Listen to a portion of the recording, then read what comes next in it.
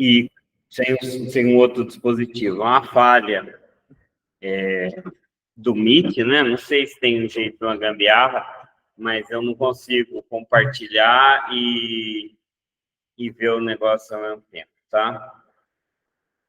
Vamos lá. Hoje... Otávio, posso dar os recadinhos antes de começar? Claro, é até bom que o povo vai entrando depois, pode. Então tá. Gente, boa tarde, quase boa noite aí. É o seguinte...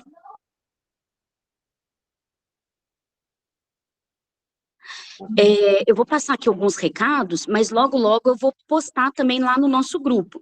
E aí eu estava conversando com o Otávio pelo seguinte, a gente percebe que muitas mensagens do que a gente informa, do que a gente avisa, às vezes ficam perdidas ali no meio, né? Porque isso acontece mesmo em grupo.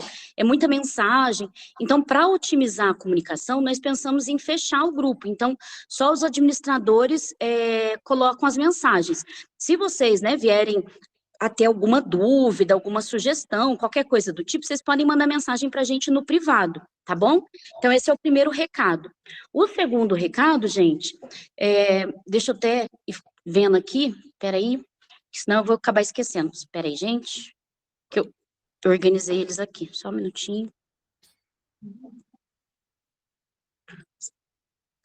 O segundo recado é o seguinte, algumas pessoas pediram, né, a declaração de presença da aula 1 e da aula 2, até para estar informando nas suas unidades escolares. Então, o que a gente fez? A gente verificou se essas pessoas realmente estavam presentes para emitir a declaração. Então, não tem como a gente emitir uma declaração sendo que a pessoa não participou da aula, tá bom?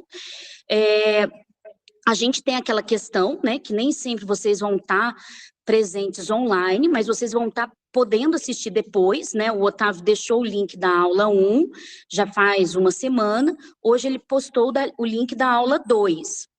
Então, a partir do momento que vocês responderem lá o formulário de presença, né, a gente já consegue contabilizar essa frequência de vocês e fazer possíveis declarações se for necessário.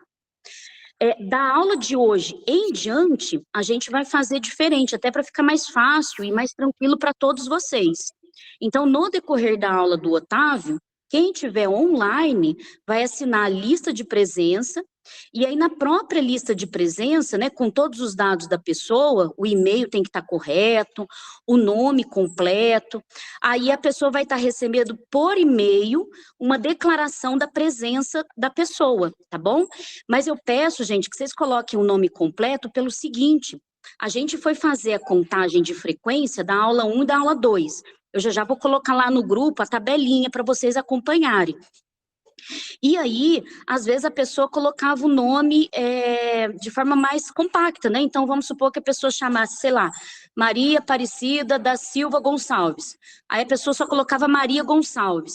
Então, para isso, a gente fica confuso se realmente é aquela pessoa, se não é, né? Então, pode dar aí essas desinformações que impactam, inclusive, na frequência de vocês. Então, por gentileza, coloque o nome completo, tá bom? Um outro recadinho é que o link da lista vai ficar, então, logo lá no grupo, tá? E aí vocês podem estar acompanhando. As pessoas que não assistirem de forma online, né, no síncrone, de forma síncrona, vão poder assistir depois pelo YouTube, e aí a gente vai estar atualizando essa lista de frequência, tá bom? Então, o que a gente tem para hoje é com base nos dados que a gente tinha até hoje. Então, lógico que amanhã, se tiver mais gente assistindo às aulas, vai estar mudando essa lista de frequência. Aí, sempre, dia de terça-feira, a gente vai estar atualizando a lista, tá? E cada aula que vocês não puderem acompanhar, vocês podem, então, estar assistindo o vídeo, tá?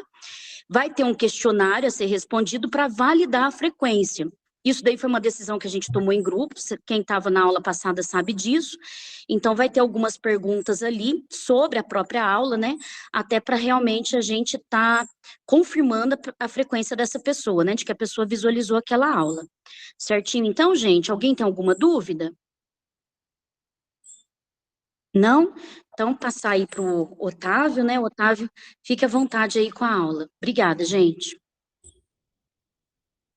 Boa noite, pessoal. Sejam todos bem-vindos para mais essa aula. Se tiver algum problema, vocês falam no chat.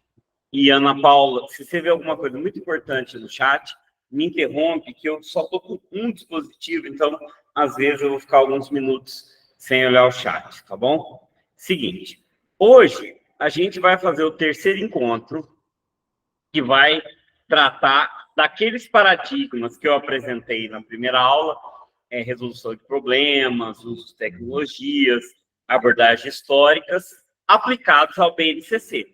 Então, essa aula, ela meio que mescla a primeira e a segunda aula. E, para isso, eu peguei uma habilidade do BNCC, lá do 6º ano, tá? Essa habilidade está escrito assim, ó: resolver e elaborar problemas que envolvam cálculos mentais, escritos, exatos ou aproximados, com números naturais, por meio de estratégias variadas, com compreensão dos processos neles envolvidos, com e sem uso de calculadora. Não sei se vocês perceberam que essa habilidade é muito ampla. Ela fala de resolver muitos tipos de problema. Essa habilidade não está restrita a um único conteúdo, mas a uma gama gigantesca de conteúdos. Tá? É uma habilidade que quer saber se o aluno sabe pegar um problema e resolver ele usando alguma estratégia. Tá? Tem inúmeras estratégias para resolver problema, e eu trouxe um exemplo.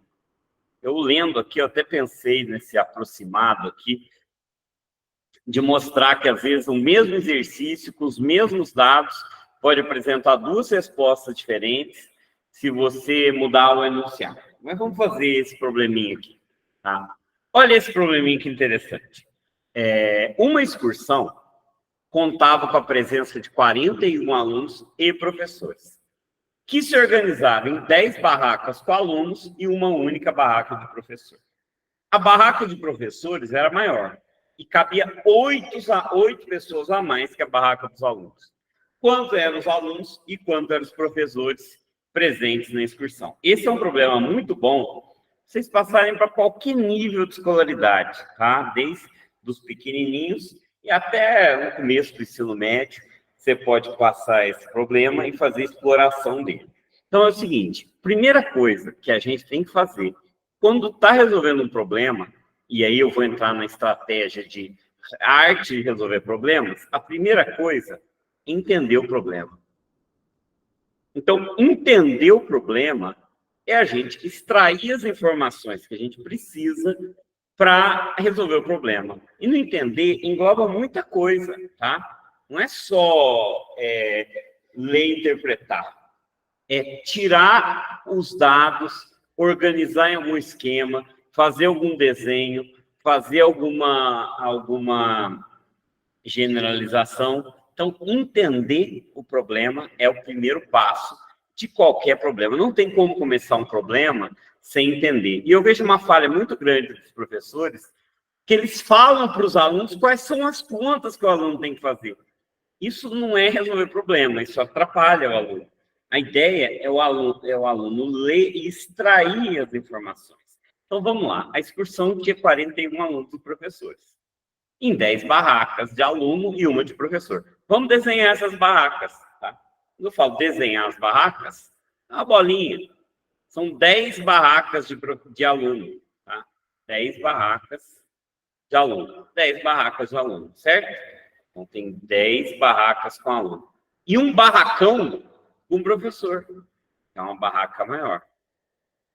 Certo? Porque a gente não precisa preocupar com proporção. A gente sabe que as barracas de alunos tinham o mesmo tanto de alunos. Aqui não está falando isso, né?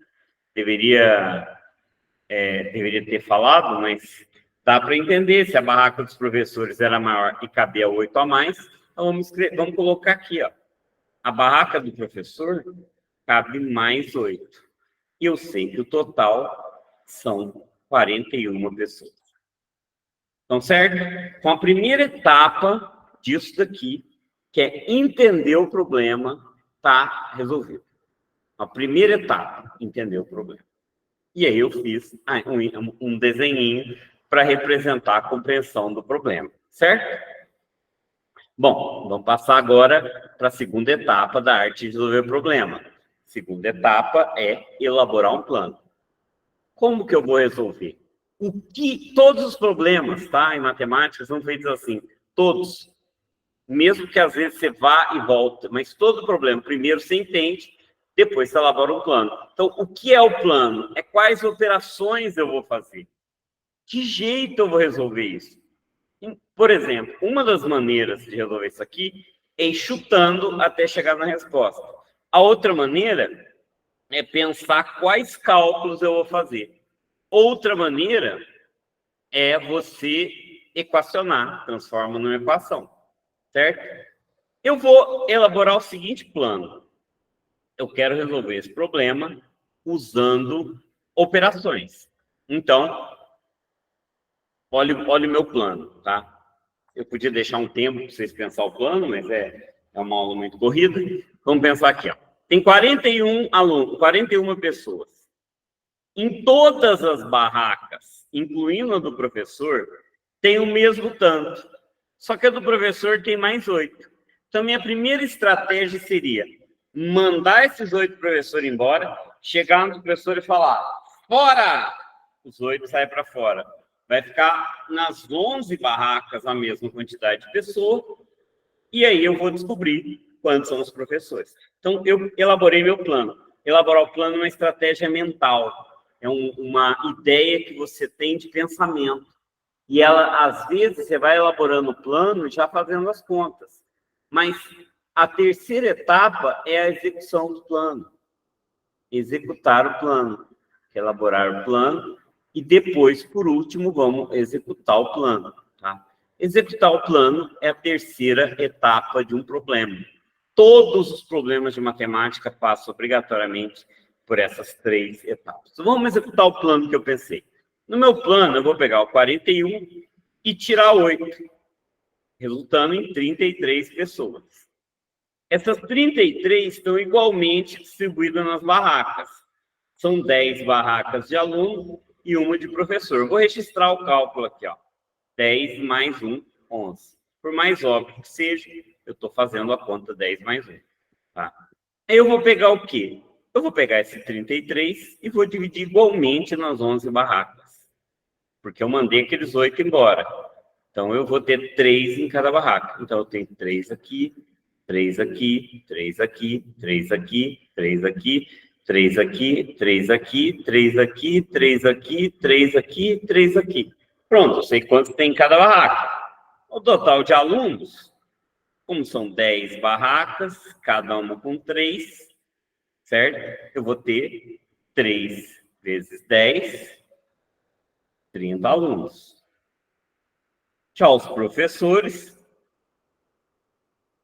Eu tenho 8 alunos, mais 3 professores, 11. Importante quando você trabalha com um problema desse, deixar o aluno pensar primeiro. Tá? O aluno tem que pensar.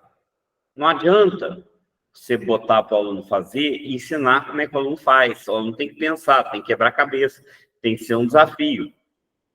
E a quarta etapa é verificar. Tá? Vocês vão verificar, vão perceber se a resposta é certa, vai ver se a resposta não é absurda. Por exemplo, vamos supor que eu chego à conclusão que tem 45 alunos, só tem 40 pessoas. Tá? Então, essas são as etapas que o George Polya fala para resolver qualquer problema. George Polya, um matemático húngaro, ele escreveu um livro lá nos anos 50, chamado Como Resolvo Isto. Esse livro foi traduzido para o Brasil, tá? De um nome até muito fofo, todas as versões têm esse nome, A Arte de Resolver Problemas é o nome brasileiro, tá? É um livro muito fácil de você achar ele na internet, sei que é pirataria, mas acho que não tem mais edição para vender, talvez vocês achem na praça virtual. O livro em si ele é bem complexo, porque ele está falando de problemas bem mais avançados, que envolvem demonstrações e tudo mais, mas a ideia vale para tudo. Vale também para problemas de computação e tudo mais. É interessante perceber que esse problema em específico, ele usa todas as operações. Olha só, dá uma olhada aqui, ó. Usou a operação de adição, usou a operação de subtração, usou a multiplicação e usou a divisão. Eu já vi aluno com vício. Esse problema é de mais ou é de menos? É isso que o aluno tem que descobrir. Qual é o tipo de problema. Tá? Por mais que esse problema possa parecer fácil, os alunos gastam muito tempo para resolver eles, a depender do nível que eles têm. Tá? Deixa eu ver as perguntas, depois eu vou voltar nesse problema. Alguém tem algum comentário a respeito desse problema? Alguma dúvida, algum comentário, alguma observação, algum questionamento? Deu para entender o espírito dessa coisa? Eu estou olhando o chat agora, se alguém quiser falar alguma coisa. Entender o espírito da ideia? De como esse é um problema bom para você colocar na sala de aula, é um problema bom que você pode pôr lá na sala e mandar usar.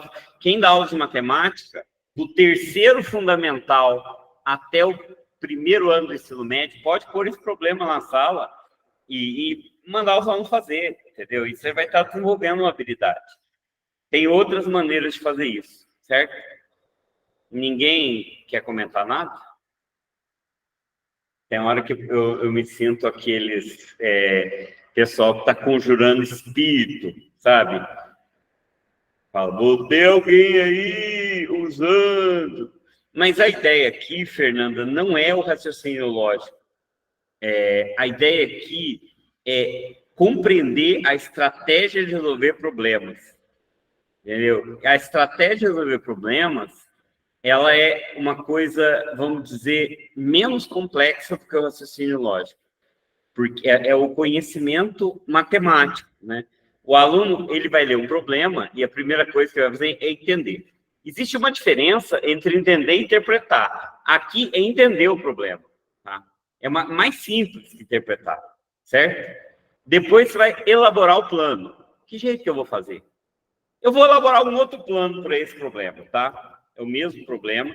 Eu acho que todo mundo já entendeu o problema, certo? Vamos fazer de um outro jeito, tá? Vamos supor que eu vou pensar uma outra estratégia, que é equacionar. Então, entendi o problema. Na segunda etapa, primeira etapa, entender, eu já entendi.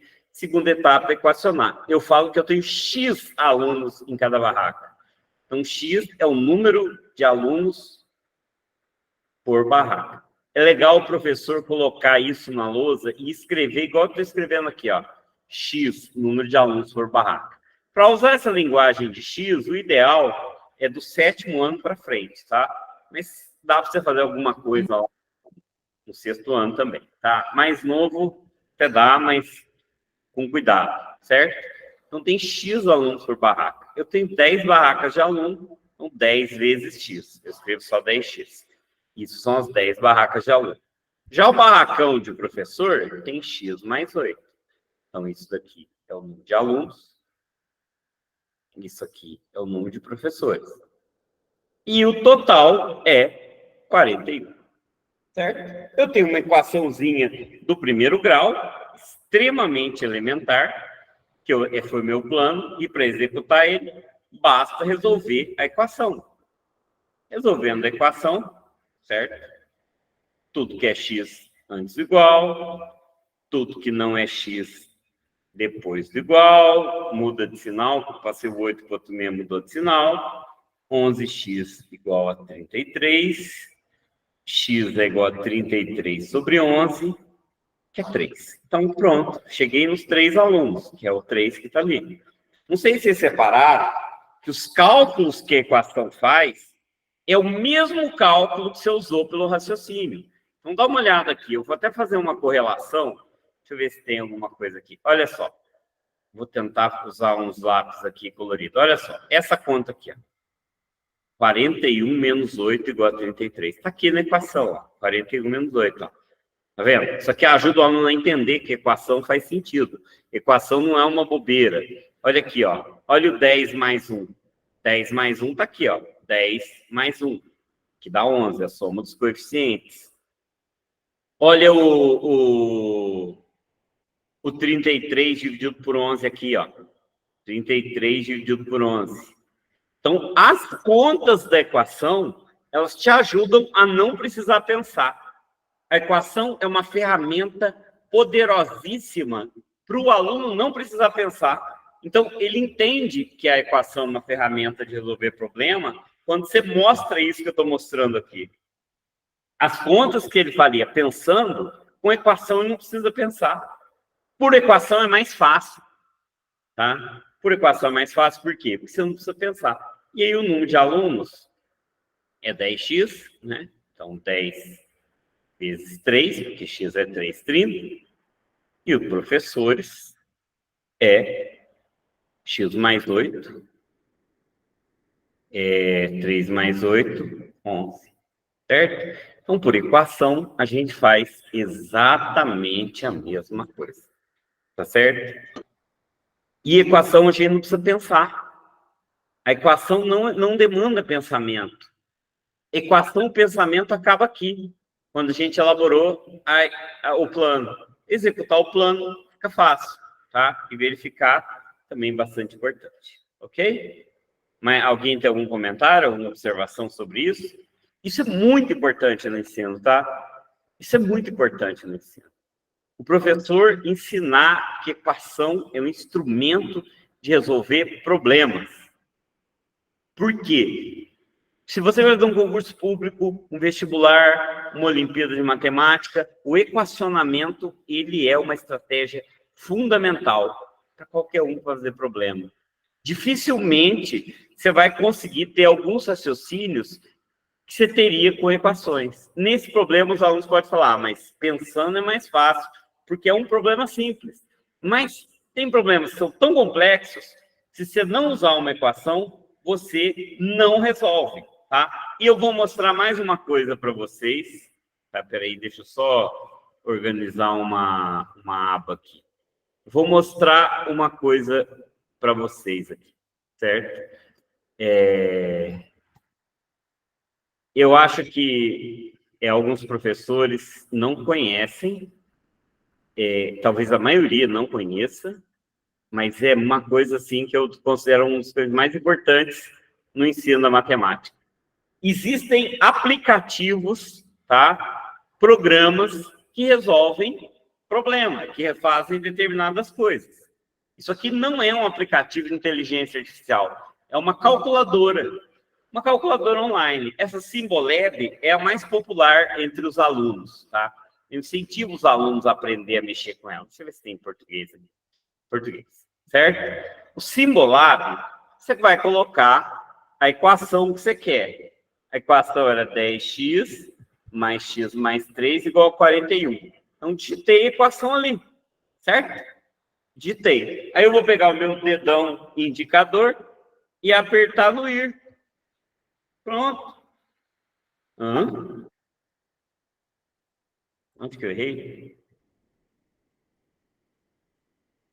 É que é 8, né? Que é x mais 8.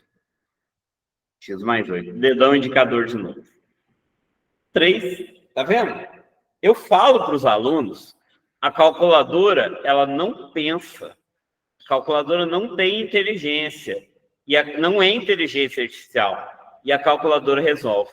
E o mais interessante do Symbolab é que você coloca no celular o aplicativo, mira lá a câmera e aperta, ele resolve sozinho.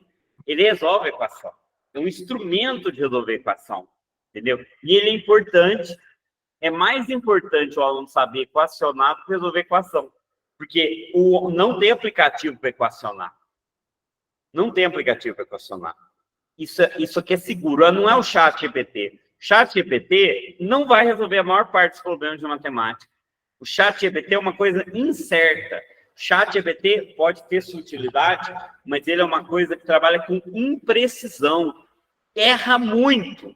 O Symbolab, se você puser a equação certa, ele não vai errar, porque não é inteligência artificial. Ele é um algoritmo. Ele faz, não que inteligência artificial não seja, mas esse é um algoritmo objetivo. Você põe o resultado, ele calcula. Os alunos gostam de um aplicativo de celular chamado Photomatch, que é bem inferior, e tem, para os mais complexos, o Wolfram Alpha. O Wolfram Alpha é um pouco mais avançado, mas os alunos usam também, tá? para fazer cálculos, ó, 10x mais x mais 8 igual a 41. Ele é muito mais completo, como calculadora virtual, ó, ele vai dar a resposta ali no final, x igual a 3, tá? Mostra gráfico, mostra muito mais coisa e faz muito mais coisa, tá? Não é uma interface tão amigável quanto o Symbolab, que é o que os alunos gostam mais. Certo? Então, o que é importante entender é que saber matemática não é só saber resolver a equação, é saber transformar um problema em uma equação. Isso é uma habilidade essencial de matemática. Você saber pegar um problema e traduzir ele. E a equação também não é a única estratégia. Ô, Maria Fernanda, o ChatGPT, ele é extremamente limitado para matemática, tá? Ele não é um eficiente para matemática. Eu até desafio os alunos, entendeu? E a gente sabe que outro problema é os alunos usam o tal do Braille. Nas minhas provas, eles podem pesquisar à vontade no Braille, não vai achar nenhuma questão. Nada, porque é tudo inédito. Mas no Braille, tem uma média de 40% de resoluções erradas. De cada 10, 4 são erradas. É um número muito grande. Estou falando de matemática, é um número muito grande. Então, é um negócio não confiável. Agora, os aplicativos, e o ChatGPT também não é confiável. Agora, usar o aplicativo ao Symbolab é igual usar uma calculadora. Ele é objetivo, ele vai dar o resultado com base no algoritmo, é diferente, tá? É um aplicativo que pode estar a serviço, o aluno faz um problema e verifica através do chat GPT, tá? do Symbolab. Tá? Eu, particularmente, não sou muito fã desse aplicativo de inteligência artificial, porque eu acho que ele deve ter alguma utilidade no ensino, mas eu não consegui ainda me encontrar. Ok? Alguma pergunta sobre isso aqui? Mas olha, isso aqui não é uma curiosidade. Isso aqui é básico.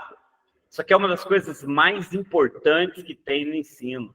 Ensinar o aluno a pensar o problema, ensinar o aluno a usar várias estratégias, dentre elas a equação. Tá? Não é um assunto, um opcional, não, é um dos assuntos mais importantes que tem. Tá? Porque muitas centenas de problemas vão ser feitos dessa forma. Tá? E isso é mais importante que aprender a resolver equação, porque o Symbolab resolve a equação. O Symbolab não interpreta problema, não monta a equação do problema. Tá? E o ChatGPT faz algumas, mas não todas. Então, a cabeça é insubstituível. Tá? Então, vamos olhar agora este outro problema aqui. Tá? Ó, essa habilidade é uma habilidade do ensino médio, mas eu trouxe questões que caíram em provas do ensino fundamental. Eu trouxe questões que caíram nas nossas avaliações, intermediária, diagnóstica e tudo mais. Então, olha a habilidade lá, do ensino médio, tá? Resolver e elaborar problemas cujos modelos são as funções polinomiais de primeiro e segundo grau em contextos diversos, incluindo ou não tecnologias digitais. Esse primeiro exemplo não é de função, mas eu quero mostrar das tecnologias digitais. Isso é um sistema linear, é um sistema de equação de primeiro grau. Tá? Eu quero saber qual é o valor que satisfaz esse sistema. Você, obviamente, pode usar o Symbolab para resolver esse problema. Você taca lá no Symbolab, ele vai resolver tranquilamente. Deixa eu mudar o compartilhamento de tela, tá?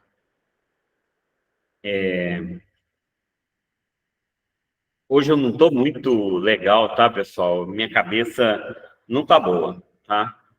Não estou muito bem, não. Então, se eu me embananar, vocês me desculpem. Eu estou muito mais cansado que os dias normais. Tá? Então, vamos equacionar esse problema aqui. X menos y igual a 2, menos 2x mais 3y igual a menos 2. Pus uma vírgula ali, estou copiando e vou colar lá no Symbolab para mostrar que ele faz. Então, está o sistema aí, pus só uma vírgula, aperto Enter, ele dá os valores, 4 e 2. 4 e 2 é a resposta. Claro que na prova o aluno não pode fazer isso. Mas é importante ele saber verificar através de um software, tá? Não vou ensinar como resolve isso aqui, tá? Mas vamos resolver ele rapidinho. O que se espera de um aluno? Esse é um problema, se eu não me engano, do 9º ano. O que se espera de um aluno é que ele, por exemplo, pega a primeira equação, multiplica ela por 2, um jeito de fazer, é o método da adição. Multiplica a primeira por 2, a segunda eu copio. O que eu fiz aqui? Eu multipliquei essa equação por 2, tá? Multipliquei essa equação por 2. E agora eu vou somar essas duas equações. Vou cortar isso aqui. Menos 2 mais 3 é 1. 4 menos 2 é 2. Encontrei o y igual a 2, está aqui, ó. A coordenada é x e y. Para achar o x, pega a primeira equação. X menos 2 é 2. X é igual a 2 mais 2. X é igual a 4. Certo? Então, esse seria o que eu se esperava de resolver. É uma habilidade básica que até o computador que não pensa faz. Um outro aplicativo para esse tipo de problema é o... Deixa eu decorar. X menos y igual a 2. É o GeoGebra, tá? Esse é o aplicativo mais importante para o ensino da matemática que temos hoje. E ele é muito útil, tá? O GeoGebra é um aplicativo... Essas propagandas aparecem, porque GeoGebra é um aplicativo, tá? Que você tem duas versões, uma mais antiga e uma mais nova. Eu ponho uma equação ali, ó. Veja, eu tenho a representação na reta dessa equação. Eu tenho todos os possíveis x e y daquela equação. Ali, representado no gráfico. X menos y igual a 2 também está ali. O ponto de encontro das duas equações, a interseção, tá em inglês, interseção da equação 1 com a equação 2 é a solução do problema, é o ponto 4, 2. Esse aplicativo é muito mais poderoso do que o Simbolab.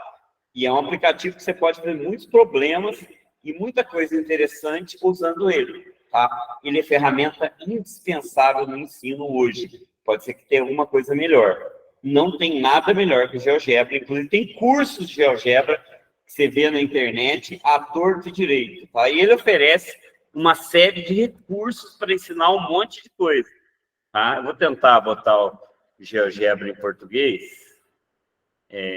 Como é que põe em português mesmo? Ele faz coisa pra caramba, tá? Não é só isso aqui, não. Ele é poderosíssimo. Só que eu não sei. Deixa eu ver como é que eu passo para português. Português. Por em grego. Português. Beleza. Tá aí. É português. Tem um plano cartesiano, eu posso tirar ele, mas eu posso fazer muitas coisas com ele. Eu posso, por exemplo, marcar pontos aqui, fazer polígonos com esses pontos, fazer inúmeras investigações. Eu posso depois mostrar na prática. Eu uso muito nas minhas aulas no GeoGebra, muito mesmo. Minhas aulas, não é muito difícil eu dar uma aula sem o GeoGebra. Eu tenho um polígono aí, certo? Ali tem até a área do polígono. A área do polígono é 10,56. Eu consigo mexer com esse polígono. Tem muita coisa que esse aplicativo faz, tá? E eu vou mostrar para vocês só algumas coisas. Dependia de ter algum curso. Olha, um triângulo retângulo. Triângulo retângulo. Ali, esse triângulo retângulo tem área 10. Ele tem 5 por 4. Então, a área é 10, certo? E ele permite muitas e muitas coisas. Tem uma coisa interessante no GeoGebra, que é a aba... que aqui é a calculadora gráfica. Mas tem a aba recursos, tá? Eu não sei, deixa eu colocar PT GeoGebra, tá? GeoGebra clássica. Você põe PT GeoGebra, PT de português. Aqui é uma versão um pouquinho diferente. Não era isso que eu queria recursos. Vamos ver, GeoGebra clássico. E, meu Deus do céu, como é que eu entro na homepage? Tava tudo certinho, vamos lá. Vamos ver se aqui dá certo. Pronto, materiais. Porcaria. Vamos lá no recursos. Eu não sei, estava tudo em português. Não sei como é que configura aqui em português, mas vamos lá. Eu coloco, por exemplo, não era assim. O que aconteceu? Vamos por Google, GeoGebra em português. Tá, mudar a interface. Mudar a interface, eu quero em recursos. GeoGebra em português, recursos. Materiais didáticos, tá? Com materiais didáticos. Então, tem mais de 1 milhão de atividades aqui, tá? Tem vários setores, várias coisas. Então, por exemplo, olha para você ver, ó, gráfico de barras e setores, reta e equação, área máxima do retângulo. Então, por exemplo, gráfico de barras e setores. Aí está aí, ó. Um gráfico de barras e setores. Olha que interessante. Dá para mudar aqui, ó. 8, 10, 5, 3 e 1. Tá vendo? Ele vai montando o gráfico do jeito que eu vou colocando aqui, ó. E você pode criar também esses recursos. Aí você tem que fazer um curso específico, mas tem milhões de recursos, tá? Então, para um jogo, ó, jogo 4, coluna distorcida, montando figuras. Dá para você montar, tá? Então, por exemplo, vamos pegar aqui, ó, área máxima do retângulo. Vamos ver como é que é. Então, determine as dimensões de um retângulo cujo perímetro é 8 para que ele tenha o maior lado possível. Determine a medida dos lados. Aí você vai fazendo as atividades aqui, tá? E ele vai mostrando para você direitinho. Aqui tem uma sequência didática, né? Se o retângulo tem um perímetro 8, né? A maior área possível se for um quadrado, então a área é 4. Eu ponho 4. Uai, não é 4? O perímetro é 8. Então, o lado mede 2. 2 vezes 2, 4.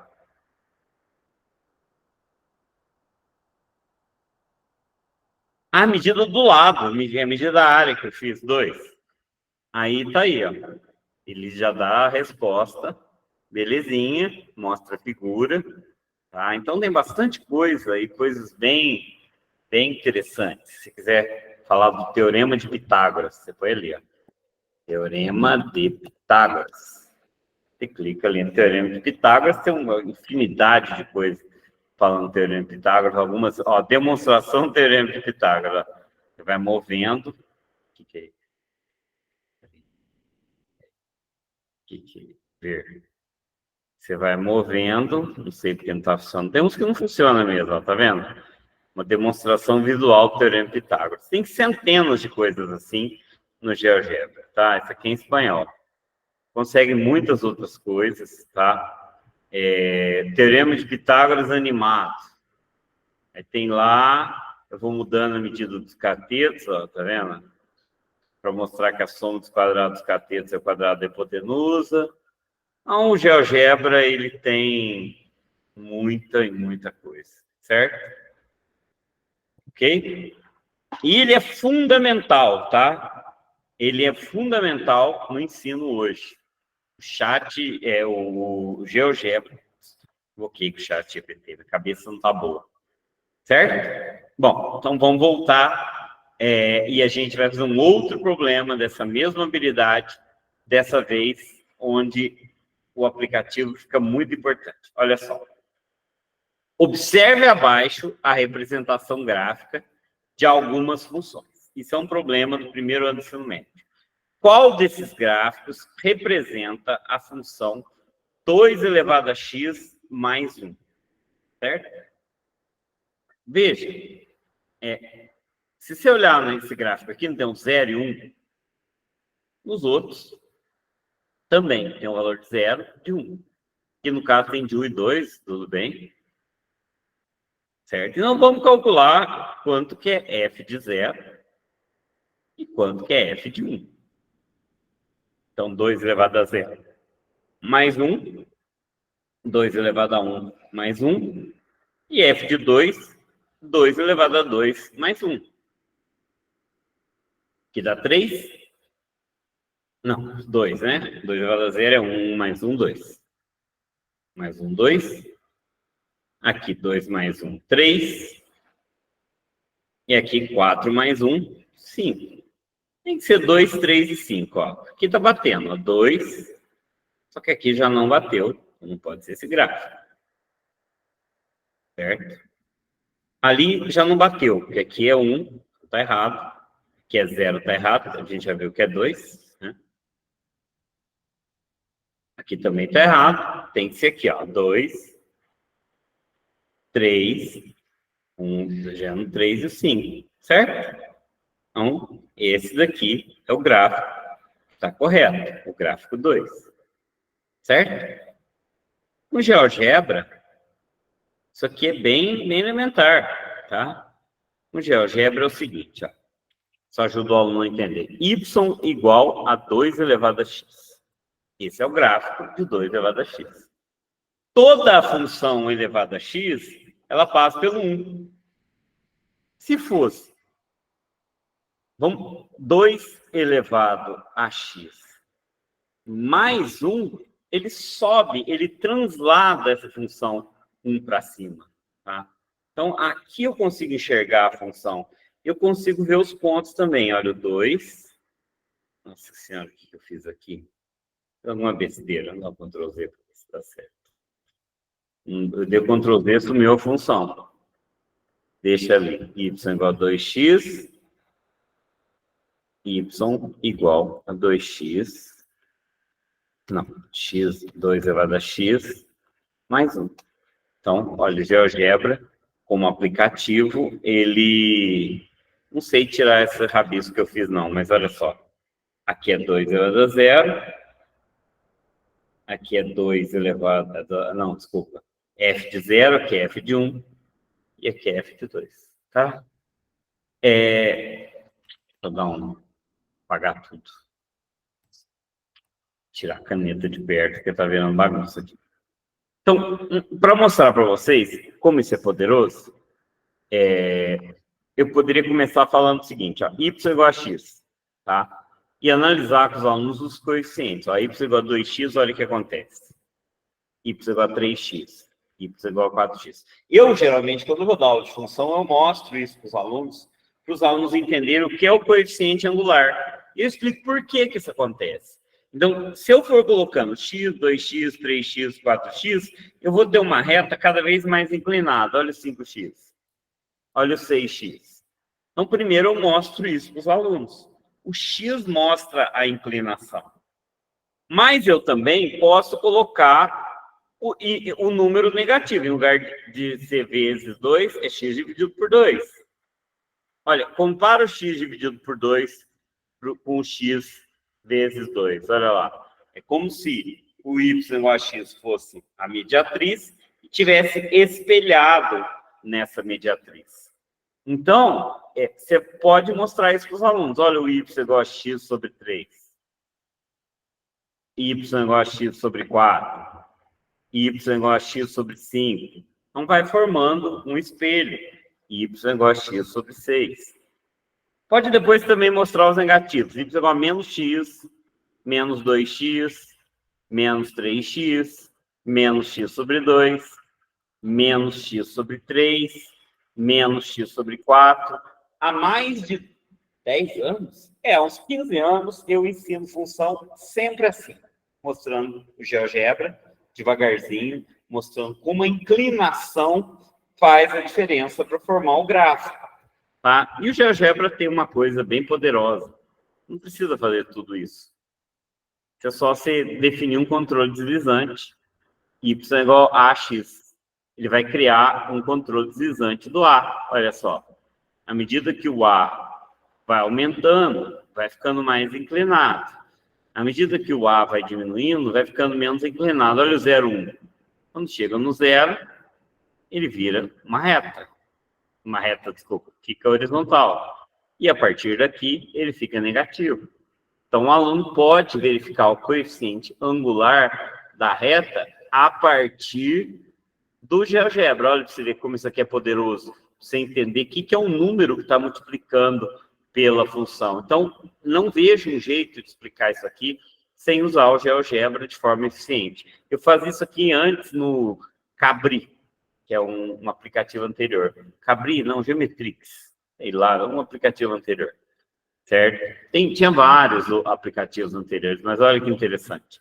E só para completar, quando você aplica uma função aqui, vamos pegar a função 2x. O que acontece se eu somar 1, somar 2, somar 3, somar 4? Vai formando retas paralelas, o que mostra que pode subtrair também. Subtrair 1, subtrair 2, subtrair 3. Então, no GeoGebra, você pode mostrar para os alunos que o coeficiente angular, o número que está com o x, ele fala na inclinação, e o número que está sozinho, ele vai mostrando retas paralelas para cima ou para baixo. De forma que você pode fazer isso aqui. Ó.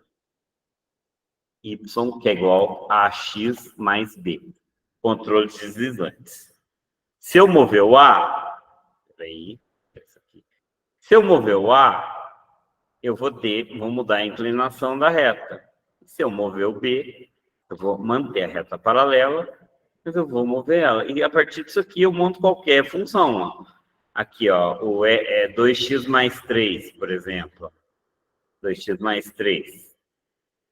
2x mais 3 está aqui. E o aluno, você pode pôr questões para o aluno investigar a partir desse tipo de coisa. Certo? Então, é muito mais... Olha o que a Rosângela falou, bem mais fácil aprender assim. Há 50 anos atrás tive muita dificuldade. Realmente, quando a gente não tem o recurso tecnológico, a gente tem muito mais dificuldade de resolver o problema. E isso está na BNCC de forma importante. Ó. O uso da tecnologia, incluindo ou não significa que é opcional, tá? Significa que o aluno tem que saber sem fazer, sem usar a tecnologia, e tem que saber usando tecnologia. Então, e ele pode conferir isso aqui no GeoGebra. É importante que o aluno pegue o celular dele e faça no celular para ele ver se deu certo, entendeu? Isso é importante. Todo mundo tem um celular. Ele instala o aplicativo do GeoGebra e confere os exercícios. Não na hora da prova, obviamente. A prova tem que ser feita com honestidade, tá? Pessoal, está muito monótono a aula, porque hoje eu não estou com cabeça muito boa, não, tá? Eu estou me sentindo que eu estou explicando rápido, vocês estão perguntando muito pouco. Como tem poucas interações, eu fico bem preocupado, tá? Eu me preocupo muito que a aula seja interessante aos professores. Isso, assim, é um princípio meu. Quando eu entro numa sala, eu tenho o objetivo que a minha aula tenha um significado. E, às vezes, vocês não interagindo, não perguntando, fico pensando, não tá ruim. E eu me cobro. Um jeito bom também, acho que é bom todo mundo se cobrar. Então, eu sei que online é difícil também, tá? Muito obrigado pela interação aí, certo? Então, vamos passar para a próxima questão aqui. Tá?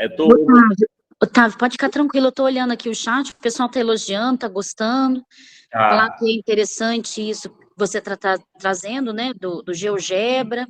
Eu vi aqui duas dúvidas, né, em relação aos recados que a gente tinha passado. Alguém manifestou, né, que o nome não consta como na lista de presença. Aí, gente, eu até coloquei um recadinho, que tem que ter pelo menos 60% dentro da aula. Esse sistema que o Otávio usa, o sistema consegue computar quanto tempo que a pessoa ficou com o link, né, acessando a aula. Aqueles que ficaram menos tempo, a gente não colocou como presença, tá? Entre em contato comigo no individual, que eu posso tirar um print e mandar para vocês. E aí a gente conversa, tá?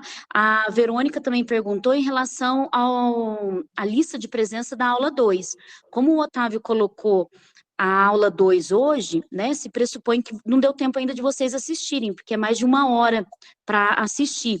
Aí, até amanhã, a gente coloca a lista de presença já com as perguntas sobre a aula, tá bom? Deixa eu ver aqui, qual outra dúvida? Ah, não está na primeira aula, pois não foi adicionado no grupo. Nesse caso, Verônica, eu tinha seguido a lista de inscrição. Eu fiz pela lista de inscrição e fui marcando presença para fazer aquela listagem. Mas todos aqueles, né, que entraram na aula do Otávio, independente se tinham feito inscrição ou não, eu fui adicionando depois.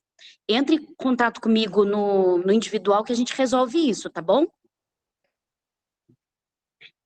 Obrigado. Otávio, é só isso mesmo. Obrigada. Tá, obrigado, Ana Paula. Eu peguei uma terceira habilidade, que é o seguinte, essa é muito forte. Utilizar a simbologia algébrica para expressar regularidades encontradas em sequência numérica. Então, veja, simbologia algébrica é representar com letra. Isso é importante, tá?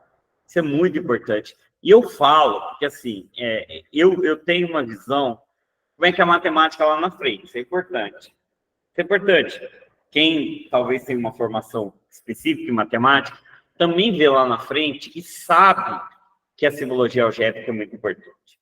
Então, olha um problema manjado, tá? Observe abaixo a sequência de figuras que apresenta um padrão geométrico, tá? Nem precisava falar que é padrão geométrico, tá? A expressão algébrica que determina a quantidade de linhas retas que forma cada figura em função da posição n é...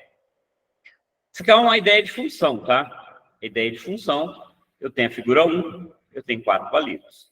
Na figura 2, eu tenho 7 palitos. Na figura 3, eu tenho 11 palitos.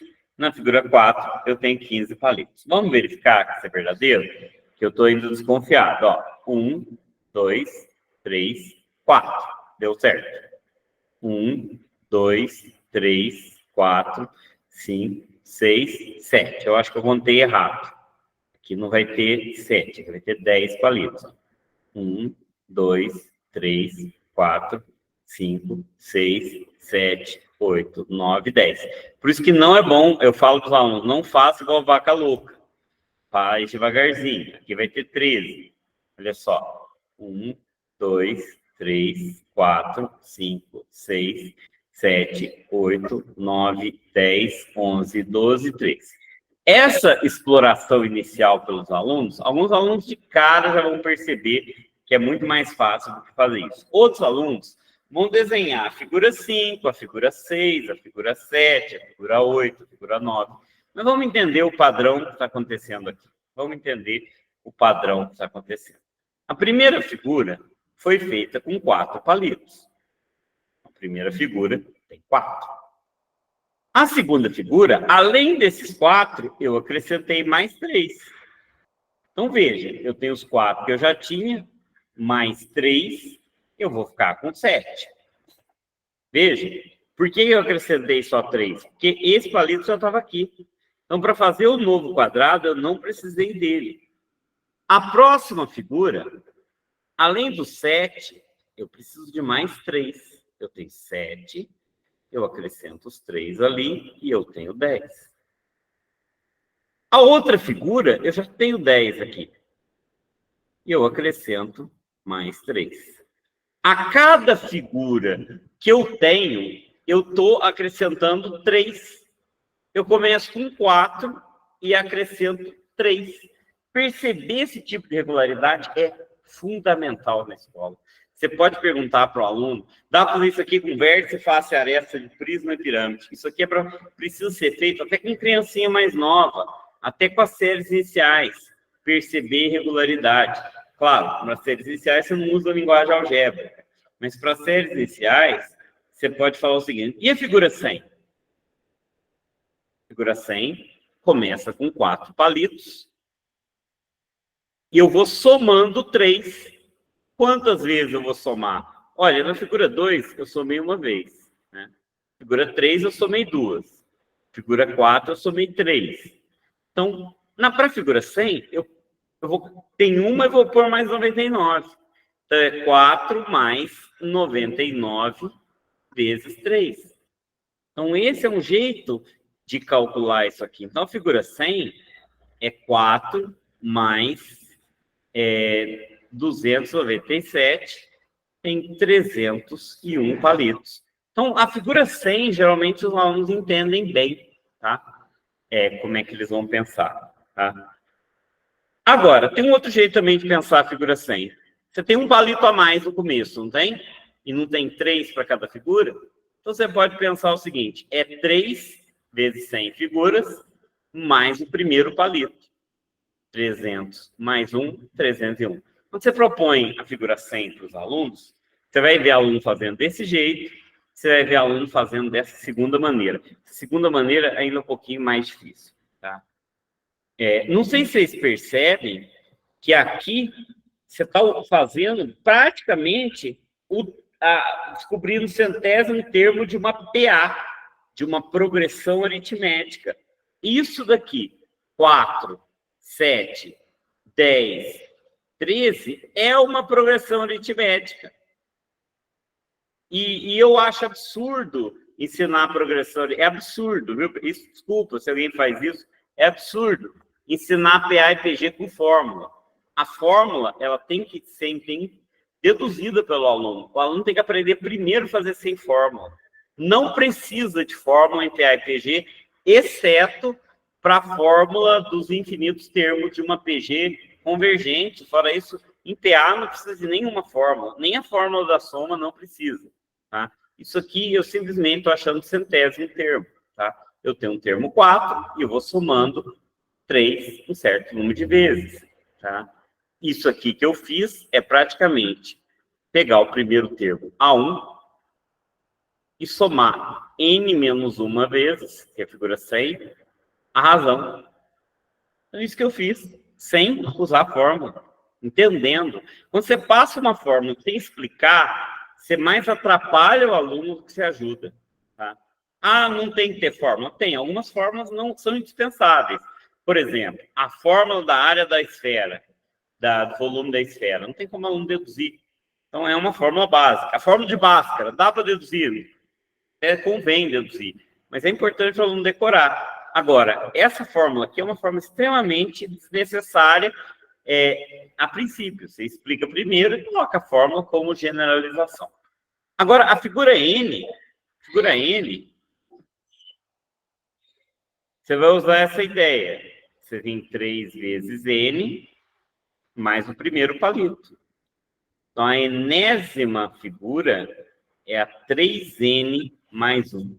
Tá? Então, essa é a enésima figura, a 3N mais 1. Certo? Então, aqui eu cheguei numa dedução a respeito da generalização. Isso aqui é uma função, tá? É uma função onde eu associo cada número à quantidade de segmentos reta. 1 com 2, 2 com 7, 3 com 10, 4 com 13, N com 3N mais 1. Podia aqui no meio falar 100 com 301. Certo?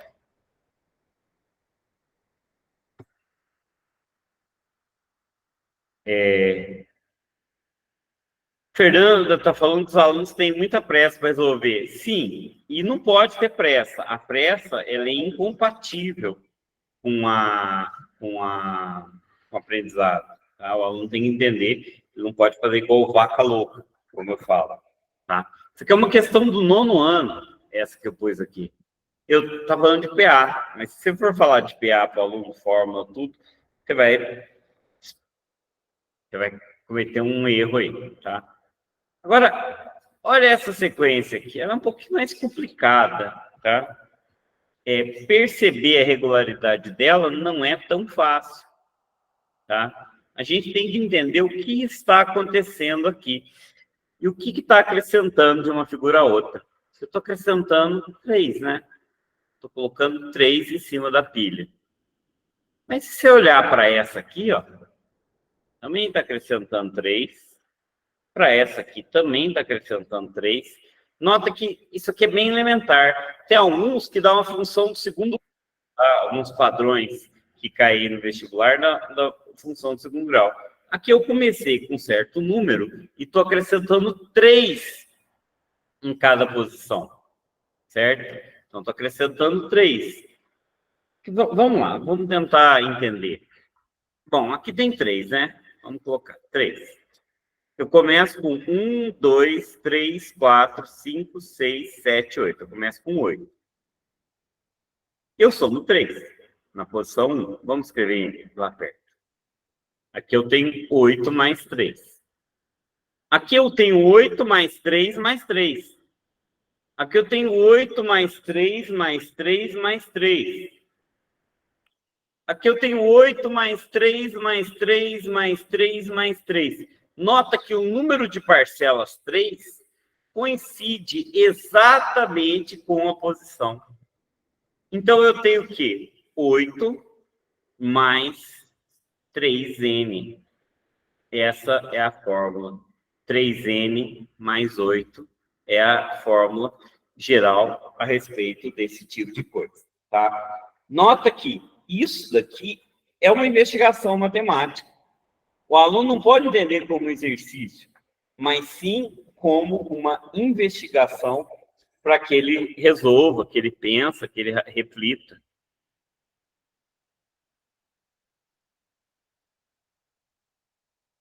Então, João, mas é porque eles não entendem como funciona o aprendizado matemático. Tá? Eu percebo que eles fazem isso, eles querem fazer do modo mais prático. Mas eu acho que nós, como professores, a gente também é um quebrador de mitos. Tá? Então, nas minhas aulas, eu sou um quebrador de mitos. Então, tem muita coisa que os alunos acreditam que é verdadeiro, que é falso. E a gente está lá quebrando. Tem muita coisa, por exemplo, os alunos acham que dá para fazer regra de 3 em quase tudo. E regra de 3 é restrito a grandezas proporcionais. Não dá para você fazer regra de 3 em nenhum problema que não seja de grandezas proporcionais. E tem problemas muito simples que não dá para fazer regra de 3. Por exemplo, você está num carro, você anda 10 km, você paga tanto. Se você andar 20 km, você não vai pagar o dobro se você tiver uma taxa de parque. Por quê? Porque você não tem uma proporcionalidade aí. Tá? Então, quebrar um mito do aluno é uma coisa importante. E um dos mitos é que matemática é por fórmulas. Porque não precisa de fórmula. Aqui é claro, isso aqui é uma PA também, tá? Isso aqui é uma PA. Que eu nem contei quantos tem. Nota que eu nem contei quantos tem. Mas isso aqui é uma PA. E essa PA, incrivelmente, a razão é 3. Tá? Mas, incrivelmente, eu consegui perceber, sem contar quantos tem, né? Se eu for contar, que tem 8 mais 3, aqui tem 11. Aqui tem 14. Aqui tem 17. Aqui tem 20. E aqui tem 23. Certo? Uma progressão aritmética. Não precisa nem saber que é uma progressão aritmética para se resolver. O aluno tem que entender que progressão aritmética é a modelagem desse tipo de coisa aqui. Tá? Sim, então. Aí, por isso que é importante a gente fazer uma abordagem um pouco diferente da matemática. Porque é o seguinte, quando o aluno ele começa a perceber como que funciona a estrutura da matemática, ele passa a sair bem. Porque existe uma estrutura, um jeito que a matemática funciona, tá? E aí ele vai aprendendo essa estrutura e ele deslancha com tranquilidade. Só que se o aluno pensa que matemática é uma série de exercícios para fazer comandos prontos, ele não aprende. Então, você sabe qual que é o pior jeito de ensinar matemática? Se você ensinar o aluno desse jeito, vai fracassar. É assim. Você dá uma aula, põe um exercício, dá um tanto igual para o aluno fazer. Beleza, o aluno aprendeu. Aqui, você decorou como é que faz. Você vai lá, dá um outro tanto de exercício. Manda o aluno fazer. Você vai lá, dá outro tanto de exercício, manda o aluno fazer. Dá um outro tanto de exercício, depois você deu uns 5 ou 6 tipos de exercício, você mistura os tipos de exercício e para o aluno descobrir qual daqueles 5 tipos ele fez. E na prova, você dá um exercício igualzinho você deu na aula, só mudando os números. Entendeu? Isso não é aprender matemática, isso é decoreba. Tá? Isso não funciona. O aluno, às vezes, não aprendeu nada e tira 10 na tua prova. Por quê? Porque o aluno não foi colocado numa situação que ele precisa pensar, que ele precisa repetir. Ele apenas vai repetir aquele procedimento que você treinou ele. Isso também, claro, faz parte, você tem que treinar. E você não dá para dispensar o treinamento. Mas não é só isso. Ô Cirleia, o que você está falando de quebra de mito está falando de um aspecto psicológico. Está falando de quebra de mito dos próprios conceitos matemáticos. Tá? Tem gente que não tem domínio dos conceitos próprios da matemática. Isso que você está falando é um conceito da vida. Tá? Mas os conceitos matemáticos, os procedimentos de cálculo, de aprendizado de matemática, os alunos têm uma certa dificuldade, tá? Eu concordo com isso que você falou. Mas o que eu quis dizer é, por exemplo, o aluno acha que o problema só dá para fazer por fórmula. Entendeu? Então, por isso que eu falo que é um mito. E a fórmula é simplesmente uma coisa que às vezes o aluno, pelo raciocínio, consegue fazer. Entendeu? Tipo da PA. Ele não precisa de fórmula de PA. Se ele decorar a fórmula da PA, ótimo, ajuda. Mas se ele não entende, ele se prejudica. Vou pular esse daqui, tá? Vou pular esse daqui e vou mostrar essa pesquisa aqui. Desculpa ter colocado o Dória, mas como ele não é candidato a nada e nem é de Minas, a gente pode falar dele. Olha só. Olha essa habilidade que interessante. Eu pulei uma, tá? Porque não vai dar tempo. Essa habilidade, que é uma habilidade de probabilidade, do 9º ano, ó, analisar e identificar em gráficos divulgados pela mídia os elementos que podem induzir, às vezes propositadamente, nem sempre propositadamente, erros de leitura, como escalas inapropriadas, legenda não explicitada, omissão de informação, dentre outros. Só contar que quando eu pus esse do Dória, eu peguei uma da Venezuela também, no mesma folha. Eu pus esse do Dória e da Venezuela, e ninguém me encheu o meu saco, tá? Porque o da Venezuela também estava mostrando. Olha, por exemplo, esse gráfico aqui. Não sei se vocês estão percebendo. É a intenção de voto dos candidatos. Olha só. É claro que aqui ele botou uma escala, olha só. Aqui 15% e ali 20%. Já está tudo errado. Claro que isso aqui pode não ser proposital, ó, tudo errado. Esse 40 tá no lugar certo, tá? Mas pode ver que está lá. Agora, qual o problema dessa propaganda do Dória? É que ele pôs o 22 lá em cima. E aí o aluno não, o leitor não percebe a proporcionalidade, ó, que isso aqui é 22, isso aqui é 15, isso aqui é 4.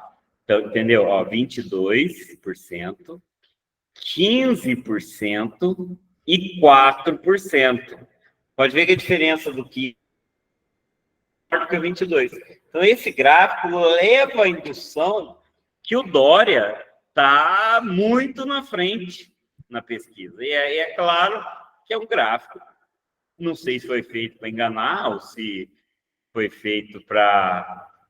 foi um erro do marqueteiro, né? Mas é um gráfico que tapeia as pessoas e que mostra certamente essa habilidade aqui. Ó, erro de escala inapropriada. Tá? Então, esse tipo de trabalho tem que ser feito. E aí você vê que você não consegue trabalhar isso aqui naquela lógica antiga de matemática. Tá? Não quer dizer que você vai abandonar aquilo, mas você tem que fazer um ensino que o aluno tenha sentido. Só mostrar esse material, depois eu vou disponibilizar para vocês. Eu pus algumas questões de avaliações diagnósticas, para vocês tentar identificar na BNCC, não é obrigatório, tá? Qual que é a habilidade que vocês vão utilizar, tá? Isso aqui tem até uma coisa interessante, olha só. Uma questão de construção com régua e compasso na avaliação trimestral de 2022. Construção com régua e compasso. Importantíssimo. Construção com régua e compasso. Essa questão é copiada idêntico lá, tá? E é essa questão esse material eu vou passar para vocês depois, tá bom? Eu vou ler... o João. Ô, João, depende muito do professor, tá? Mas eu quero te falar uma coisa. Matemática não é de gostar e nem de não gostar, tá? Falo dos alunos. Se eu não tenho que gostar ou não gostar. Se gostar, vantagem. Mas se ele encara como um dever, ele tem que aprender, entendeu? E agora, indo no sentido que a Cileia está falando, você sabe uma coisa que atrapalha a vida dos alunos? Os alunos, desde pequenininho, falam, eu sou de humanas, eu sou de exatas, eu sou de biológicas. Isso é completamente absurdo para um adolescente, uma criança, entendeu? Isso força, às vezes, especialização precoce. Nenhuma criança é de humanas, exatas ou biológicas. Essas matérias que eles estudam na escola é matéria básica do exercício da cidadania. Eu não deixo eles falar, eu sou de exatas, eu sou de humanas, não é nada. Você é aluno, tem que aprender a matéria que está sendo ensinada, entendeu? E não é de gostar. Se você não gosta, azar, entendeu? Claro que eu não falo desse jeito, mas não gosta, azar, entendeu? Porque não é de gostar e não gostar. Ele tem que estudar. E se ele quer aprender, ele não tem que ficar avaliando, não tem que ser sommelier de matéria, né? Eu gosto de matemática com notas trufadas de geometria. Não pode, porque essa tentativa de classificar o que ele gosta e o que ele não gosta atrapalha. Então, ele tem que tentar se afastar disso, pensar, não é de gostar, é de aprender, tá? Então, o professor, ele tem o dever de dar a melhor aula possível. É uma obrigação dele, moral, porque a vida daquele estudante que está na sala dele interessa. Uma coisa é o professor ver que o aluno quer, entendeu? E não esforçar muito, tá? Isso é errado também. Mas negar a um aluno que precisa do conhecimento, passar o conhecimento para ele, prejudicar ele no futuro. E a gente teve professores que negaram para a gente conhecimento. E eu vejo que tem professor que não tem esse compromisso com um aluno, entendeu? E isso é complicado. Eu não acho que seja utópico, não, Guilherme. Não acho que seja utópico. Porque a gente não avalia se a gente gosta ou não gosta de dormir, tomar banho, comer, fazer nossas necessidades fisiológicas. A gente não avalia. E o aluno foi mal acostumado a querer avaliar a matéria. Tu gosta ou não gosta, entendeu? Ele não tem que avaliar a matéria. É a obrigação dele aprender, entendeu? E eu falo para os alunos, a obrigação que eu estou aprendendo. Se você não gosta, azar teu. Eu não falo desse jeito, né? Depende. Hã? É lógico, entendeu? Mas assim, eu penso que tem que entender o estudo como dever. O estudo tem que ser entendido como obrigação. Claro, o professor tem que motivar, tem que tentar dar uma aula boa. Mas estudo é obrigação, estudo não é lazer, estudo é trabalho. E trabalho, se fosse uma coisa boa, a gente não ganhava salário, né? Se trabalho fosse bom, a gente vinha de prazer. A gente ganha salário porque trabalho não é para necessariamente ser uma coisa boa. O estudo é a mesma lógica, tá? Não é necessariamente para ser uma coisa boa. Entendeu? Se ele gostar, volta ao nosso trabalho. Se ele não gosta do nosso trabalho, mas eu ia falar um negócio que eu acabei me perdendo. Otávio, tem uma mãozinha levantada, mas pelo celular não consigo identificar o nome da pessoa. Não, ela já falou, é da Socorro? Se for, ela já falou. Ah, já falou? Já falou. Eu ia falar uma coisa que alguém falou, eu acabei esquecendo.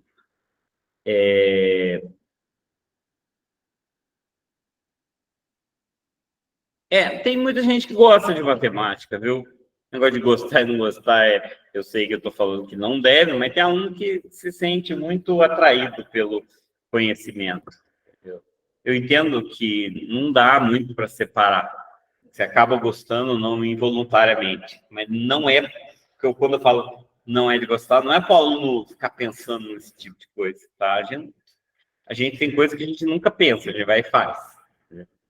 Claro, depois, quando vai ficando adulto, a pessoa escolhe seus caminhos. Alguém quer fazer alguma pergunta a respeito disso tudo que eu estou falando? Eu preciso dar um recado, é o seguinte.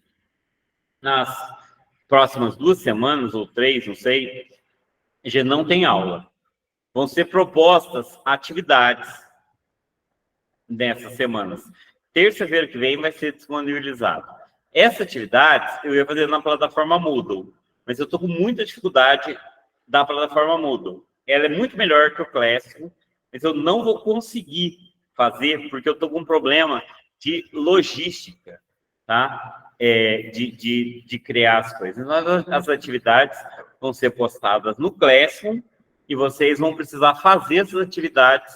São 8 horas de carga horária de atividade, vão ser propostas as atividades. Terça-feira que vem é a primeira, depois nas outras 3 semanas, e depois no final do curso, acho que tem mais uma, preciso verificar, tá? Então não tem aula nas 3 próximas semanas, vocês vão fazer atividades que contam carga horária, atividades relacionadas a esse curso, tá? Depois vocês vão entender, as atividades vão ser muito bem explicadas, como funciona, eu posso depois tirar dúvida, tá? É baseado no que eu falei até agora, claro, vai ter coisas que vão complementar com leituras e tudo mais, que são atividades simples, que gastam 1h30 mesmo, tá? Não é um TCC, é uma atividade que 1h30 você faz, talvez eu tenha menos tempo, tá bom? Alguém tem alguma pergunta para fazer, algum comentário, alguma observação? O Cironei está com a mão levantada, Otávio. Pode falar, Cironei. Espera aí que eu vou abrir para todo mundo o áudio. Deu áudio.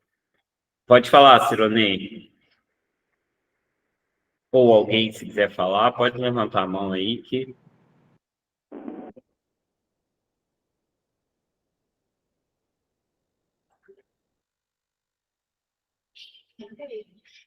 Estou dando aula. Tá, alguém quer fazer algum comentário? Otávio, eu vou comentar um pouquinho esse finzinho da aula, né? Da matemática em si, eu não tenho propriedade, não. Mas como surgiu o assunto sobre o interesse do aluno, a motivação do aluno, se ele gosta ou se ele não gosta, é interessante a gente pensar em várias propostas pedagógicas, eu acho que é uma forma da gente se aproximar do aluno, né? Então, tem um educador, né, muito conhecido, que ele chama Celestin Freinet, né, que ele vai falar que, assim como a gente tem que observar a natureza, e o cavalo ele só bebe se tiver sede, né, o aluno ele também vai ter um desejo maior por aprender quando a gente motiva esse aluno a aprender. É que nem a Adélia Prado vivia falando, né, eu não quero nem a faca nem o queijo, eu quero a fome, né, esse apetite pelo conhecimento, esse apetite pela vida. E como que a gente, enquanto professor, a gente também pode favorecer essa fome, né, potencializar essa fome.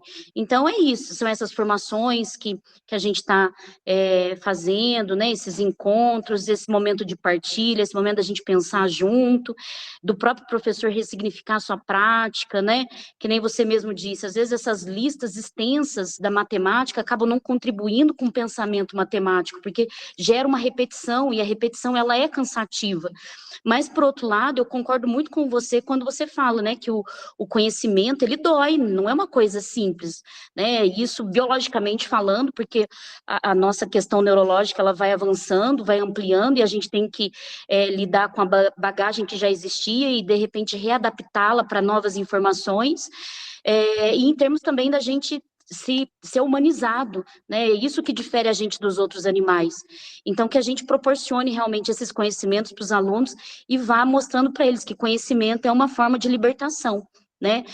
Se os gregos antigos, eles conseguiam se valer do conhecimento, só aqueles que eram livres de fato e participavam lá de uma ágora, né? Que era uma praça pública onde eles discutiam os temas filosóficos, e os alunos do dia de hoje, eles têm um espaço público da escola, então não adianta apenas o acesso à escola, mas também essa permanência, uma permanência com qualidade, deles realmente se verem próximos desse conhecimento como uma forma de libertação.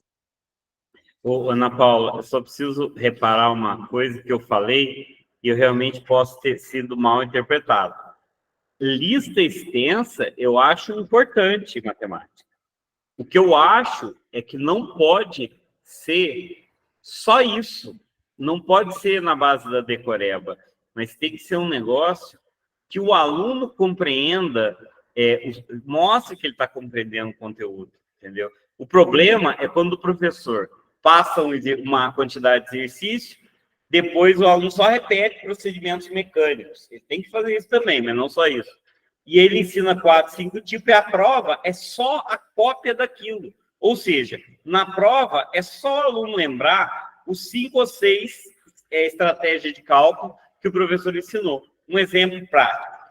O professor vai lá e ensina como somar fração, como multiplicar a fração, como dividir fração, como calcular a potência, e na prova ele pede só isso, entendeu? Então, isso não é legal, entendeu? Porque não bota o aluno para pensar, certo? E não tem apropriação, vira decoreba, o aluno decora como fazer. Inclusive, tem professor que ensina o aluno fazendo o traço lá do mínimo comum. Pensa bem, 1/2 mais 1/4.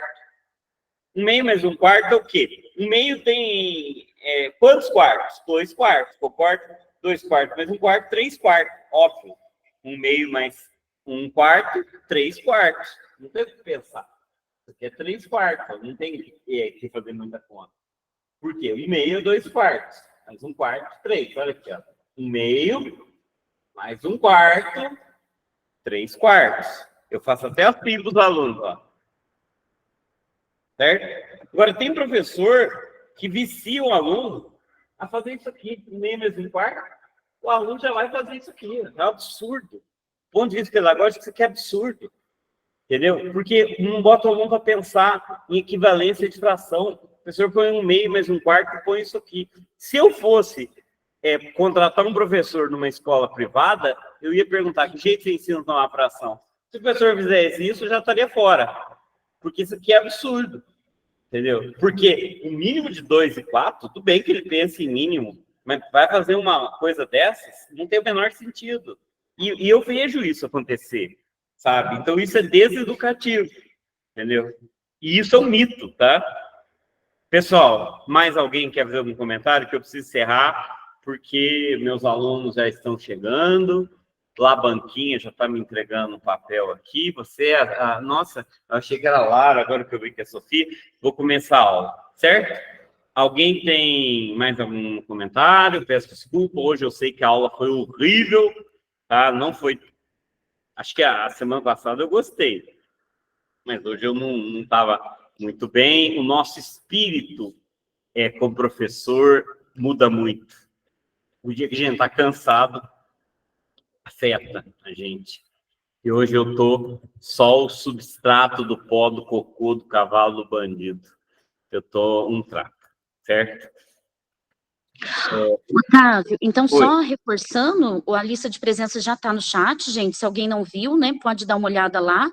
Assim que vocês preencherem, já vai chegar o e-mail com os dados de vocês numa declaração de presença, tá? Aí, inclusive, vocês podem usar esse documento para apresentar na unidade que vocês trabalham ou qualquer coisa do tipo.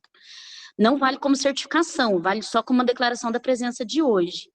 Pessoal, vamos abrir a câmera todo mundo de novo para a gente tirar um print também da aula de hoje? O Cironei está com a mãozinha levantada, mas não sei se ele apertou sem querer. Você quer falar alguma coisa, Cironei? Ana Paula, eu só preciso ir, que eu tenho que ir ao banheiro, meus alunos estão chegando. Mas Vamos tirar a foto rapidinho? O Bruno já tira aqui o print. Conseguiu, Bruno, tirar o print?